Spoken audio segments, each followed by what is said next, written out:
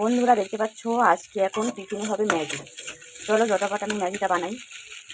দেখতে পাচ্ছ ডিম দিয়ে দিয়েছি আর আলু দিয়ে দিয়েছি পেঁয়াজ আর কাঁচা লঙ্কা দিয়ে কিন্তু ভালো করে এটা ভালোভাবে ভাজা হয়ে গেছে দেখতে পাচ্ছ। চলো এখন আমি ম্যাগিটা সিদ্ধ করে রেখেছি জল ঝরিয়ে, তো এখন ম্যাগিটা দিয়ে রেখেছি, জল ঝরিয়ে রেখেছিলাম।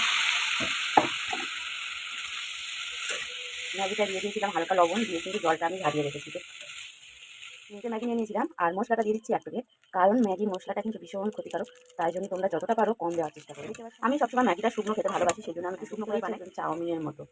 তো চলো একটু ঢেকে রাখবো আর তারপরে নামিয়ে ফেললেই দেখতে পাচ্ছ আমার ম্যাগিটা পুরো রেডি হয়ে গেছে। চলো এখন আমি খাবো। দেখতে পাচ্ছ কি সুন্দর হয়েছে, দেখো চাউমিনের মতো। না ম্যাগি ম্যাগি